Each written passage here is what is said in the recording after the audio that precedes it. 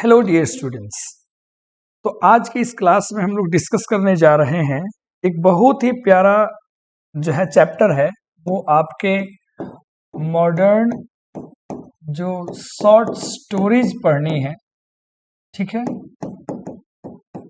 Modern short stories है, खास करके ग्रेजुएशन के जो स्टूडेंट हैं, ठीक है, जो ग्रेजुएशन अर्थात यानी कि जो बीए इंग्लिश ऑनर्स स्टूडेंट है उनके लिए जो है ये वीडियो है। साथ ही साथ में बहुत ऐसे बच्चे जो झारखंड में एग्जाम्स की तैयारी करते हैं या फिर मान लीजिए कि नेट और जेआरएफ की जो भी बच्चे तैयारी करते हैं, हमारे भाई बंधु जो तैयारी करते हैं, उनके लिए ये वीडियो बहुत ही इंपॉर्टेंट होने वाला है। और आज की इस क्लास में हम लोग जिस चैप्टर को पढ़ेंगे वो चैप्टर होगा जिस चैप्टर का नाम है the basement room. The basement room, जिसको ग्राहम ग्रीनी ने लिखा है। इस चैप्टर को हम लोग जाएंगे पढ़ने और इस चैप्टर के बारे में पहले आप थोड़ी बहुत बातें जान लो। एक तरीके से इसका जो है ना साइकोलॉजिकल प्रोस्पेक्टिव रखा गया है कि एक छोटे से बच्चे के मन के ऊपर ऐसे ऐसे इंसिडेंट होते हैं, उसका उसके ऊपर क्या असर पड़ता है। तो ये बेसिकली एक साइकोलॉजिकल स्टोरी बोल सकते हैं हम। साइकोलॉजिकल ये अप्रोच रखा गया है, ठीक है ना, इस स्टोरी के लिए साइकोलॉजिकल अप्रोच रखा गया है। ठीक है, जो एक मनोदशा पे आधारित एक छोटी सी कहानी है। तो आइए इस कहानी को हम लोग स्टार्ट करते हैं और बहुत अच्छे तरीके से सब कुछ इसमें हम लोग पढ़ेंगे ताकि हमारे प्यारे साथियों को कहीं से भी किसी प्रकार की परेशानी ना हो। ठीक है, तो आइए स्टार्ट करते हैं बिना देर किए हुए। तो सबसे पहले आप जानते हैं बेसमेंट रूम है, इसके मेन कैरेक्टर्स को हम जान लेते हैं कि मेन कैरेक्टर्स इसके अंदर में कौन कौन से होंगे। ठीक है, तो सबसे पहला कैरेक्टर है फिलिप लेन। आप कह सकते हैं इस कहानी का मेन कैरेक्टर है या फिर प्रोटोगनिस्ट है। ठीक है, ये चीफ रोल प्ले करता है पूरे कहानी में। ये कौन है? एक यंग बॉय है, अराउंड 7 इयर्स का, 7 साल का लगभग एक बच्चा है। Philip is a sensitive and imaginative child. ये बहुत ज्यादा सेंसिटिव और इमेजिनेटिव बच्चा होता है। ऑफन फीलिंग लॉनली, ये प्राय अपने आप को अकेला फील करता है। And misunderstood by the adults around him, और इसको जो अडल्ट्स जो लोग होते हैं, जो वरिष्ठ लोग इसके आसपास होते हैं, उसको जल्दी समझ नहीं पाते हैं। ही becomes intrigued by the mystery surrounding the basement's room in his relative's house। ये relative's house का मतलब सीधा समझ जाना, in his house की बात हो रही है, उसके अपने घर में। ठीक है, उसके अपने घर में जो है, कहीं कहीं पे स्टोरी बताती है रिलेटिव्स हाउस में, लेकिन घर में जो है बेसमेंट रूम में, उसी में कुछ चीज होता है जिसके कारण वो थोड़ा सा इंट्रिगेट हो जाता है। समझ रहे हो ना, थोड़ा सा आघात उसको चोट पहुंचता है। ठीक है प्यारे साथियों। अच्छा, जो दूसरा कैरेक्टर है वो है Mr Baines, the family's butler. Family को देख रेख करने वाले हैं और इनकी एक वाइफ है मिसेज ब्रेंस, जो home to look after him, जो घर पे रहते हैं उसको देख रेख करने के लिए। और एक एमी नाम की भी लड़की इसमें आएगी जो ब्रेन्स की गर्लफ्रेंड है, यानी कि ब्रेन ऑलरेडी शादीशुदा है, इसके अलावे उसने अलग से अपनी एक सेटिंग रखी हुई है। तो ओवरऑल इस पूरे कहानी में यही मेन 4 किरदार हैं, यानी कि एक होगा लुई फिलिप बोल रहा हूं, माफ करेंगे, फिलिप लेन। दूसरा हो गया मिस्टर बेंस एंड मिसेज बेंस, 3 हो गए, और एमी है, थोड़ा सा उसका रोल है। अब क्या होता है इसके बारे में जानेंगे। और ये सारा घटना जिस घर में होता है वो बहुत, उस घर का नाम है बेलग्रेविया हाउस। उस घर का नाम है बेलग्रेविया हाउस, उसी पे पूरी की पूरी कहानी चलती है। अब आइए इस कहानी के पूरे हम लोग समरी को डिटेल में पढ़ते हैं और समझ जाएंगे आखिर क्या हुआ, कैसे हुआ। ठीक है, चलिए तो कहानी को स्टार्ट करते हैं। उम्मीद है कैरेक्टर्स आपको समझ में आ गए होंगे। कहानी देखते हैं, समरी देखेंगे। बेसमेंट रूम, ग्राहम ग्रीनी ने जिसको लिखा हुआ है। कहानी कैसे शुरू होती है देखिए। The basement room is a short story by Graham Greene, first published as part of his 1954 collection. उसका एक कलेक्शन था जिसका नाम था 21 स्टोरी, जिसको पब्लिश किया गया था 1954 में। उसी कलेक्शन से ये कहानी ली गई है। This story is widely considered a thriller and explores the experience and lifelong effects of trauma through the psychological experience of a young child। इसका मतलब क्या हुआ प्यारे दोस्तों कि ये कहानी जो है वाइडली कंसीडर्ड, इसको बृहद लेवल पे माना जाता है एक थ्रिलर के रूप में। और ये किस चीज को एक्सप्लोर करता है, किस चीज को बताता है, उस अनुभव को और लाइफ लॉन्ग इफेक्ट को। एक ऐसा एक्सपीरियंस जो जीवन भर प्रभावित करता है, एक कह सकते हैं ट्रोमा का अर्थ होता है बेटा मानसिक, ठीक है ना, मानसिक आघात, मानसिक चोट, ठीक है। ट्रोमा का through psychological experience of a young child, यानी कि एक बच्चा है, उसका जो साइकोलॉजिकल एक्सपीरियंस, जो अनुभव होता है, उसको एक मानसिक आघात पहुंचता है जिसका प्रभाव उसके पूरे जीवन में बना रहता है। यही कहानी का मेन थीम आप कह सकते हो, ठीक है। आओ कहानी को शुरू करते हैं। This story begins when 7-year-old Philip Lane is left at home. ये कहानी शुरू होती है जब 7 साल का बच्चा लुई, जो फिलिप लेन है, वो घर पे छूट जाता है, अकेले रह जाता है। while his parents enjoy a 2-week holidays, जब उसके जो पेरेंट्स हैं 2 सप्ताह के हॉलीडेज के लिए निकल जाते हैं, घर पे अकेला रह गया। बेंस द फैमिलीज बटलर, घर को देखभाल करने वाला जो बेंस है, और उसकी पत्नी remain home to look after him, घर पे रहते हैं उसको देखभाल करने के लिए। यानी कि जो फिलिप लेन है उसके माता पिता हॉलिडे पे चले गए हैं, और घर के जो बल्टर है, देखेंगे जो बल्टर है यानी कि केयर टेकर कह सकते हैं, अच्छे से लुक आफ्टर करने के लिए मिस्टर बेंस और मिसेज बेंस घर पे हैं। लाइक एनी चाइल्ड, हर एक बच्चे की तरह, left at home without his parents for a few weeks, Philip is filled with feelings of importance and happiness, excited to embark on a adventure without them. देखो सबके घर में ये होता है कि अगर घर से गार्जियन चले जाए तो बच्चा थोड़ा सा होता है ना, इंडिपेंडेंट फील करता है, और वो सोचता है क्यों ना हम एडवेंचर्स की शुरुआत करें, अलग अलग चीजें करें, खेले कूदे, मौज मस्ती इंजॉय करे उनके बिना। यही उस बच्चे के साथ भी होता है, ठीक है। Philip begins his period of freedom by spending time with Baines. Mister Baines के साथ फिलिप जो है अपना जो पीरियड ऑफ फ्रीडम है उसको व्यतीत करना शुरू कर देता है। कहां पे? उस बेसमेंट रूम में, where he listens to Baines tell stories about his time in Africa. ये अफ्रीका का है और अफ्रीका की कहानियों को वो सुनाता है, और जिसके कारण जो फिलिप लेन है वो बहुत ज्यादा पसंद करता है मिस्टर बेंस को।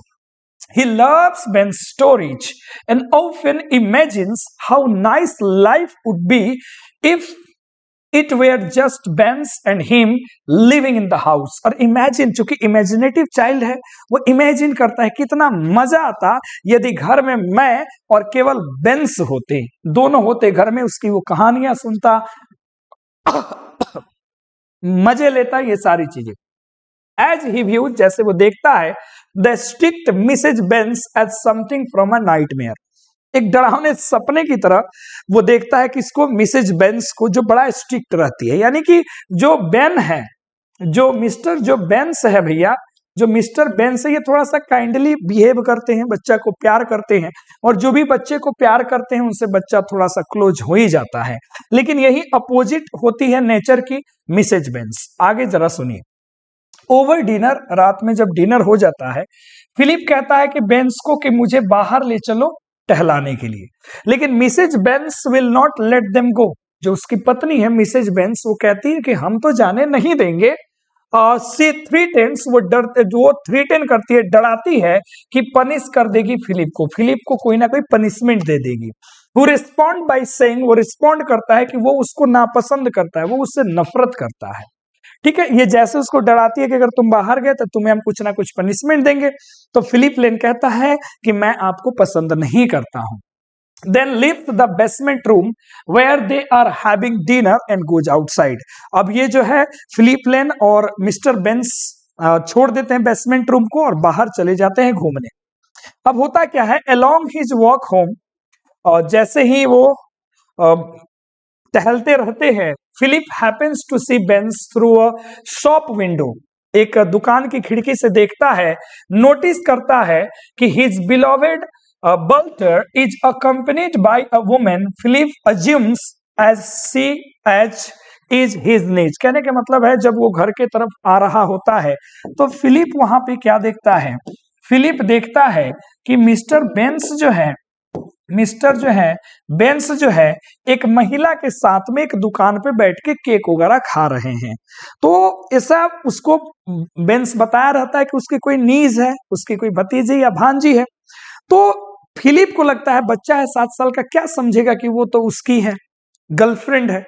तो वो जो है समझता है कि वो इसकी नीज है और जोक मजाक में वो फिलिप कॉल्स आउट टू बेंस, जोर से चिल्लाता है बेंस को, क्या बोल के, मिसेज बेंस के आवाज में, जोर से नहीं होता, चिल्लाता कि मिसेज बेंस, ऐसे वो बोलता है। और इससे जो है तुरंत मिस्टर बेंस डर जाता है कि हम तो पकड़े गए, लेकिन थोड़ी देर में पता लगता है ये तो फिलिप है। फिर उसको भी वो लोग क्या देता है, केक वगैरह खिलाने के लिए देता है। थोड़ा सा कहानी ऐसे होता है। फिर वहां से फिलिप घर पे आता है और वो कह देता है मिस्टर बेंस फिलिप को कि तुम जा करके मिसेज बेंस को ये सीक्रेट मत बताना, इसको तुम हजम कर लेना। तो बच्चा तो ऑलरेडी मिस्टर बेंस को पसंद करता है, तो उनकी बात को एक्सेप्ट कर लेता है और कहता है कि हम इस सीक्रेट को रखेंगे। घर पे जाता है बेचारे को, जब मिसेज बेंस खाना ऑफर करती है तो वो कम खाता है, नहीं खाता और बोलता है कि मेरा तो पेट भरा है। एक्चुअली में उसे क्या करना है, उसे उस सीक्रेट को पचाना है, लेकिन उसके स्वेटर पे, उसके ड्रेस पे थोड़ा सा केक लगा रहता है, जिससे मिसेज बेंस को शक हो जाता है कि ये पैसा से खरीद के खाया है। लेकिन जैसे ये पूछती है तब तक वो बोल देता है कि मुझे उन्होंने खिलाया है। अब उन्होंने जैसे उसने देश शब्द का प्रयोग किया, वो फंस जाता है और यहां से मिसेज बेंस को शक हो जाता है कि ये कहीं ना कहीं मिस्टर बेन उसी लड़की के साथ होगी। इसको ऑलरेडी अफेयर के बारे में चर्चा मिली होगी। तो वो उसको ऑफर करती है कि मैं तुम्हें मनपसंद खिलौने दूंगी, तुम बता दो कि कौन थी, क्या था। कहानी यही है। अब बेंस जो है कहानी को समझेंगे। Baines startling him upon realizing that it in fact Philip and not his wife, Benz asked Philip,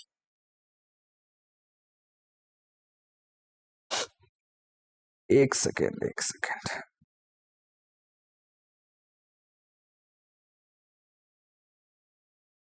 ठीक है। तो यहां क्या होता है कि Baines ask Philip not to tell Mrs Baines, वो कह देता है कि उससे मत कहना उनके एनकाउंटर का, जो वो मिलाप हुआ था टी शॉप पे, ठीक है, केक शॉप का टी शॉप ऐसा लिखा है, कोई कैफे था, इतना समझ जाओ, ठीक है। फिलिप प्रॉमिसेस करता है कि हाँ ये बात उनके बीच में रहेगी, ठीक है। It is in his nursery, जब रात में उसका पालन पोषण कर रही होती है, Mrs Benz act uncharacteristically kind toward Philip, hoping to cajole him into revealing her husband's secret। वो उसको एक तरीके से, कहने का मतलब कैजुअल करती है, लुभाती है, या फिर नहीं होता डांटना फटकारना। कैजुअल का मतलब तो दोनों चीजें होता है, ठीक है। एक इसका मतलब होता है धोखा देना और यहाँ मतलब है खुशामद करना, ताकि वो उसके हस्बैंड के सीक्रेट को बता दे। बोलती है ना कि उसको खिलौने देगी, बाकी चीजें। सी सक्सीड, वो सफल हो जाती है। Learning that Baines met up with another women that afternoon, पता लग जाता है कि अनदर वुमेन से वो आफ्टरनून में मिला है। फिलिप इज डिसअपॉइंटेड, बेचारा निराश हो जाता है खुद पे कि not keeping Baines secret safe, कि वो उस बेंस के सीक्रेट को सेफ नहीं रख पाया, इसलिए थोड़ा सा निराश हो जाता है। नेक्स्ट डे क्या होता है, मिसेज बेंस छोड़ती है घर को। एक तरीके से कहने का मतलब है नाटक करती है, बहाना बनाती है कि वो जा रही है, उसकी माता जो मरने के कगार पे है उसकी देखरेख करने 2 दिन बाद लौटेगी। तो होता क्या है कि free from her scrutinising gauge, ताकि वो बाहर से निरीक्षण कर सके, पता लगा सके उसको। अब ये जैसे खबर मिलता है, किसको बताएंगे जरा, मिस्टर बेंस को, कि ये जा रही है, तो खुश हो जाता है। फिर फिलिप को लेकर के वो बाहर घूमने चला जाता है, ठीक है ना। यहां होगा, आगे देखो। Baines and Philip spend their day having fun around the city, पूरा सिटी में घूमते हैं, मजा लेते हैं। उसके बाद में they have dinner in the basement room with Emmy, वही महिला के साथ बेसमेंट रूम में अच्छा सा डिनर टेबल लगाया जाता है। Young women Baines has been seeing, ठीक है, देख ही रही थी। When Philip is sent to bed, उसको बेड सोने के लिए भेज दिया गया। He is comforted by the presence of two happy people. वो बड़ा खुश था क्योंकि उसको देख रहा था कि मिस्टर बेंस भी बड़ा खुश है और ये जो एमी है ये भी बड़ा खुश है। तो उसके ये लोग सुला करके अपने कमरे में दोनों लोग चले गए, दोनों जो चले गए, मिस्टर बेंस और एमी चले गए। ठीक है, अच्छा। और शॉर्ट वाइल लेटर, थोड़े देर के बाद मिसेज बेंस आती है और आधी रात में जगाती है फिलिप को। देख लो कहानी अब फंसने वाली है। Asking for whereabouts of her husband and Amy, पूछती है कि कहाँ है मेरा हस्बैंड और Amy. As Mrs Baines turns the door knob of the room that holds the two lovers, जैसे उसको अंदर से आवाज आती है बाहर से, वहां पे दोनों जो लवर्स है वो पकड़े जाते हैं। फिलिप एल्स आउट, फिलिप चिल्लाता है और बेंस को वार्न करता है कि भैया देख तू पकड़ा गया। बेंस कम्स आउट, रूम से बाहर आता है। During a small physical fight, यहां से झड़प हो जाता है, सभी में झड़प होता है उसमें, तो तुरंत मिसेज बेंस बेचारी गिर जाती है बेनिस्टर के ऊपर और वो हॉल में जाकर के नीचे गिर जाती है और यहीं पे मिसेज बेंस का डेथ हो जाता है। अब जैसे ये डेथ हो जाता है, अब सोचिए जरा, एक छोटे से बच्चे के ऊपर दो सीक्रेट, एक ये मिस्टर बेंस कहता है मेरी बात मत बताना, मिसेज बेंस कहती है कि तुम मिस्टर बेन को मत बताना कि तुमने सारी बातें मुझे बता दी है।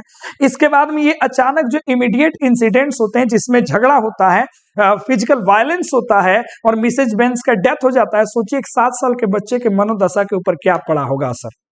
उसके बाद में यहां से फिलिप जो है तुरंत बेसमेंट रूम से निकलता है और भागने लगता है, भागता है, लिखा है ना फिलिप रन्स आउट, यहां होगा overwhelm and feeling the need to escape the house and the grown up world, वो बाहर दुनिया में भागने लगता है। Philip runs out of the house and into the streets, गलियों में भागता है, जाता है। इन हिज पैनिक, दर्द में ही क्विकली ग्रोज लॉस्ट, तुरंत वो भुला मतलब खो जाता है। And sits down to cry, बैठ करके रोने लगता है। It is in this position that a policeman finds him and takes him to the station, यहाँ पे एक पुलिस का अधिकारी आता है, इसको लेकर के चला जाता है स्टेशन पे और सारी बात वहां पे उससे पूछता है कि क्या है, कैसे हुआ। फिर लोग कहते हैं, ये तो बताता है कि मुझे मिसेज बेंस से बड़ा डर लगता है, क्योंकि झगड़ा वहीं स्टार्ट की थी, मारपीट वहीं स्टार्ट की थी। तो पुलिस लोगों ने सोचा कि इसको महिला पुलिस के साथ में भेजा जाए, लेकिन फिर भी वो जाने से इनकार कर देता है, बोलता है हम तो नहीं जाएंगे। मतलब सोचता है फिलिप की एक स्ट्रॉन्ग इंसान को लेके जाएंगे ना, तो इसको नहीं पता कि मिसेज बेंस मर गई है, उसने तो धक्का देते हुए देखा, गिरते हुए देखा। वो सोचता है कि स्ट्रॉन्ग इंसान को लेके घर में जाएंगे तो फिर मिसेज बेंस मेरे को नहीं मारेगी, ठीक है ना, क्योंकि मैंने उनका सीक्रेट शेयर कर दिया है। ये सारी चीजें जो है, ठीक है। थोड़ी देर के बाद में एक कॉल आता है स्टेशन पे, उनको इन्फॉर्म किया जाता है कि मिसेज बेंस की एक नाम की महिला है जिसका एक्सीडेंटल डेथ हुआ, सीढ़ियों से गिर करके उसका डेथ हो गया, ठीक है ना, एक चाल है। व्हेन फिलिप अराइव्स होम, जब फिलिप घर पे जाता है विद द पुलिसमैन के साथ में, बेंस हैज मूव्ड वाइफ्स बॉडी, तो मिस्टर बेंस ने अपनी पत्नी की जो बॉडी है उसको उठा करके कहाँ रख देता है, बेसमेंट में, है ना। नॉट नोइंग दिस, ये ना जानते हुए, and scared encounter the body on his way to his bedroom, Philip's behavior reveals that Benz has recollected Mrs. Benz corpse मतलब होता है लाश, to make the scene look like an accident। अब यहां से जैसे फिलिप चिल्लाता है तो कुछ बातें प्रकट हो जाती है कि मानो मिस्टर बेंस ने ही उस लाश को उठा करके वहां रख दिया है ताकि वो एक एक्सीडेंट दिखे, सीढ़ियों से गिरते हुए दिखे, है ना। फिलिप कहता है ये सब कुछ एमी के कारण हुआ, क्योंकि वो जैसे धक्का होता है वो एमी के ऊपर हमला करती है मिसेज बेंस, तब तक जो है उसी चक्कर में वो गिर जाती है। तो वो कहता है कि एमी के कारण हुआ है। यहाँ से सारा राज प्रकट हो जाता है, प्रकट करती है एमी, वो नहीं चाहती अब ज्यादा टेंशन लेना। और यहाँ जो है an another person was involve, कहा जाता है कि इस मौत में एक अनदर पर्सन इन्वॉल्व है, ठीक है, वो कौन है, एमी है। द स्टोरी एंड्स, यहीं पे स्टोरी खत्म हो जाता है। अनसॉल्व्ड, यानी कि यहाँ पे एमी बता देती है आखिर कैसे हुआ।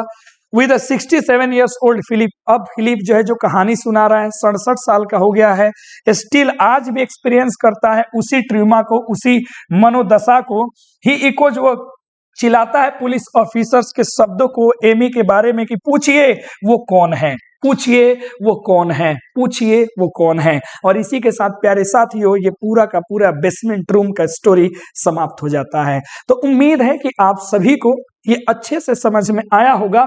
और यदि प्यारे दोस्तों आपको ये कंप्लीट नोट्स, ये एक ही नोट्स नहीं सर, जितने भी ग्रेजुएशन में सेकेंड ईयर में जो भी बच्चे 22 और 23 माफ करेंगे, जो 22 और 25 सेशन के जो विद्यार्थी हैं उनका जो सेकेंड ईयर का एग्जाम होने वाला है, ठीक है, उसका कंप्लीट नोट्स जो है वो 500 रुपीज में दिया जा रहा है, जिसको आप लेने के लिए छोटा सा काम करेंगे 7992256261 पे जो है आप आराम से क्या करेंगे, फोन पे कर देना है, फोन पे कर देना है। और फोन पे करने के बाद इसका स्क्रीनशॉट लेकर के इसी नंबर पे व्हाट्सएप कर देना है। उसके बाद सारा चीज आपको कंप्लीट पीडीएफ में मिल जाएगा, हर एक नोट्स मिल जाएगा।